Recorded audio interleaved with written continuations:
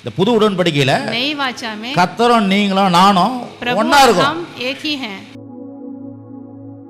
ஒருத்தர் கல்யாணம் ஆகுது, अभी एक जन का शादी हो रहा அந்த है, கல்யாணத்துல என்ன இருக்குது? वो शादी में क्या हो रहा है? பழைய ஏற்பாடு அதை விருத்த சேதனம் சொல்லும் போது அது புதிய ஏற்பாட்டுல ஞானஸ்நானத்தை वो குறிக்குது. पुराने नियम में जो खतना बोल रहे हैं उसका मतलब है बपतिस्मा।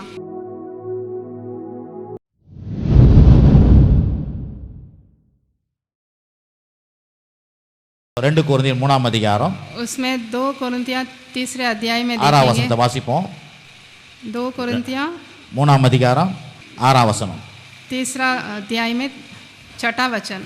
6 புது உடன்படிக்கையின் ஊழியக்காரராக இருக்கும்படி அவரே எங்களை தகுதியுள்ளவராக்கினார்.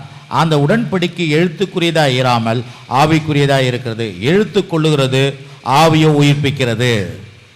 जिसने हमें नई वाचा के सेवक होने के योग्य किया है, शब्द के सेवक नहीं वरन आत्मा के, क्योंकि शब्द मारता है पर आत्मा जिलाता है।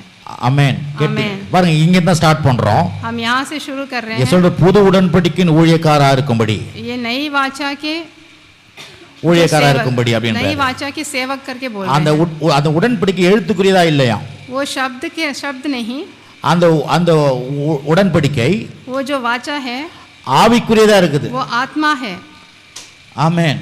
அப்ப நம்ம ரெண்டு உடன்படிக்கையை பத்தி பார்த்துன்னு வரோம். हम 2 वाचा के बारे में देख பழைய உடன்படிக்கை, புது உடன்படிக்கை. पुराना वाचा और नई वाचा। பழைய உடன்படிக்கை இரண்டாவது வந்தது, पुराना वाचा जो है वो बाद में आया है, புது உடன்படிக்கை முதல் வந்தது. नया वाचा जो है पहले आया है। நான் ஏற்கனவே சொல்லி இருக்கிறேன். मैंने पहले ही बता அப்போ दिया அந்த है। உடன்படிக்கையில, ये वाचा புது உடன்படிக்கையில नई वाचा में தோல்வியே கிடையாது उसमें कोई हार नहीं है, அப்படி நம்ம பார்த்தோம். वो हमने देख लिया था। பிறகு இந்த புது உடன்படிக்கையில ये नई वाचा में தேவனும் நாமும், அதோட மேன்மை என்ன? தேவனும் நீங்களும் ஒண்ணா இருக்கிறீங்க. हम और आप एक ही हैं उसमें। இந்த புது உடன்படிக்கையில नई वाचा में கர்த்தரும் நீங்களும் நானும் प्रभु ஒண்ணா और இருக்கோம். हम एक ही हैं, அதான் அதோட மேன்மை. यही इसकी श्रेष्ठता है। பிறகு புது உடன்படிக்கையில நம்ம பார்த்துன்னு और வரோம். नई वाचा में और भी देख रहे थे। அந்த ஆபிரகாம் ஒரு 17ஆம் அதிகாரத்துல பார்த்துன்னு வரோம். अब्राहम 17 चैप्टर में, उत्पत्ति 17 में हमने देखा था। அந்த புது உடன்படிக்கையில ஆசீர்வாதத்தை தேவன் தராரு. नई वाचा में जो है वो आशीष दे रहे हैं, அந்த புது உடன்படிக்கையில ஆசீர்வாதம் மிக அதிகமா தராரு. वो अत्यंत दे रहे हैं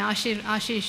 அந்த புது உடன்படிக்கையில சந்ததி தலைமுறையெல்லாம் அதுல கொண்டு வராரு. वो नई वाचा में वंशज को बढ़ा रहे हैं, पीढ़ियों को दिखा रहे हैं। ஏன்னா அந்த உடன்படிக்கைக்குள்ள இருக்கிறத சாராம்சத்தை நம்ம கவனிக்கணும். ये जो नई वाचा का जो सारांश है वो देख रहे थे।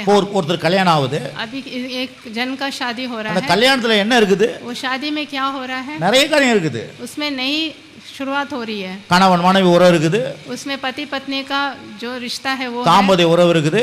रिश्ता बन रहा है। இதெல்லாம் திருமணத்திலே நான் சொல்லியிருக்கிறேன். ये पहले ही मैंने बता दिया था। அதுக்கப்புறம் குழந்தை பாக்கியம் இருக்குது, उसके बाद वंशज बढ़ने का है, சந்ததிகள் இருக்குது, पीढ़ियों का है, शुरुआत है उसमें, பிறகு உறவுகள் உண்டாகுது. और रिश्ते बढ़ रहे हैं उसमें, நிறைய இருக்குது. और भी बहुत कुछ है। அது மாதிரி இந்த உடன்படிக்கைக்குள்ள उसी तरह ये वाचा में என்னென்ன இருக்குதுன்றதை நம்ம பார்த்து கொண்டு வருகிறோம். क्या क्या है इसमें हम देखते आ रहे हैं। வெறும் உடன்படிக்கை அல்ல, सिर्फ वाचा नहीं, அந்த உடன்படிக்கைக்குள்ள தேவன் நிறைய காரியங்கள் நமக்கு வைத்து उस वाचा கொடுத்திருக்கிறார். के अंदर हमें बहुत सी चीजें हमें दे रहे हैं। அது போன வாரம் பார்த்தோம். हमने पिछले हफ्ते அதுல देखा था। உடன்படிக்கையின் புது உடன்படிக்கையில ஞானஸ்தானத்தை குறிக்கிறது. वो नई वाचा में जो है बपतिस्मा के बारे में भी बोला गया है। பழைய ஏற்பாடு அதை விருத்த சேதனம் சொல்லும் போது அது புதிய ஏற்பாட்டுல ஞானஸ்தானத்தை वो குறிக்குது. पुराने नियम में जो खतना बोल रहे हैं उसका मतलब है बपतिस्मा।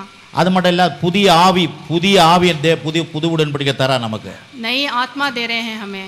ஏன்னா பழைய ஏற்பாட்டுல जो पुराने नियम में புது ஆவி கிடைக்கல, नया आत्मा नहीं मिल रहा है, ஆனா புது உடன்படிக்கையில लेकिन नए वाचा में புது மனுஷனை மாத்துறாரு. हमें नई सृष्टि बना रहे हैं, ஆகவேதான் புதிய சிருஷ்டிப்பா இருக்கிறீங்க நீங்க. इसलिए वो हम नई सृष्टि बन जाते हैं। இதெல்லாம் புது உடன்படிக்கையில ये सब இருக்குது. नई वाचा में हमको मिल रहा है। அது மாத்திரம் இல்ல, और भी நமக்கு நித்தியத்துக்கு போறதுக்கான புது உடன்படிக்கை இருக்குது. हमें नित्य जीवन के लिए का भी वाचा बांध रहे हैं। அதுக்கப்புறம் தான் சொன்னேன், தேவனை நம்ம ஒன்னாயிடுறோம், हम और प्रभु एक हैं, ஒன்னாயிடுறோம். हम एक बन जाते हैं।